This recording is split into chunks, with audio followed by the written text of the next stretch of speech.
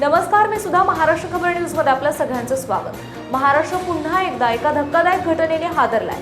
बीड जिल्ह्यातील माजलगाव शहरात एका महाविद्यालयीन तरुणीवर कॅफेमध्ये अतिप्रसंग करण्याचा प्रयत्न झाल्याची खळबळजनक घटना उघडकीस आली आहे। या घटनेला लव्ह जिहादचा पदर असल्याचं समोर आल्याने शहरात संतापाची लाट पसरली आहे। पोलिसांनी या प्रकरणी मुख्य आरोपी रहमत अलीम शेख याला ताब्यात घेतले असून त्याच्यावर पोक्सोसह विविध कलमान्वये गुन्हा दाखल करण्यात आला आहे। मिळालेल्या माहितीनुसार पीडित मुलगी ही माजलगाव ग्रामीण भागातील रहिवासी असून ती शहरातील प्रतिष्ठित सुंदरराव सोळंके महाविद्यालयामध्ये इयत्ता 11वी मध्ये शिक्षण घेत आहे।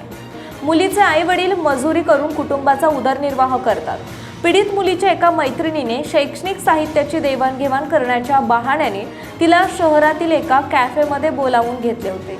मुलगी कॅफेमध्ये पोहोचली असता तिथे तिची मैत्रीण हजर नव्हती। मात्र आरोपी रहमत अलीम शेख राहणार इंदिरानगर माजलगाव हा तिथे आधीच दबा धरून बसला होता। मैत्रीण येईपर्यंत मुलगी तिथे थांबली असता आरोपीने संधी साधून तिच्यावर अतिप्रसंग करण्याचा प्रयत्न केला।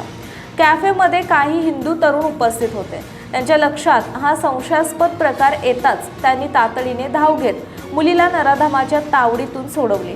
यावेळी आरोपीच्या हातात हिंदू असल्याचं भासवणारे गंडेदोरे आणि कलावा दिसून आल्याने हे नियोजित लव्ह जिहादचे प्रकरण असल्याची चर्चा परिसरात सुरू झाली। सतर्क तरुणांनी तातडीने पोलिसांना पाचारण केले आणि आरोपीला पोलिसांच्या हवाली केले। या घटनेनंतर पीडित मुलीच्या आईने माजलगाव शहर पोलीस स्टेशन गाठून आरोपी विरुद्ध रीतसर तक्रार दिली। पोलिसांनी या तक्रारीची दखल घेत आरोपी रहमत अलीम शेख याच्यावर भारतीय न्याय संहिता 74-75 आणि 79 बालकांचे लैंगिक अपराधापासून संरक्षण कायदा कलम 8, 12, 126, 2 नुसार गुन्हा दाखल केला आहे।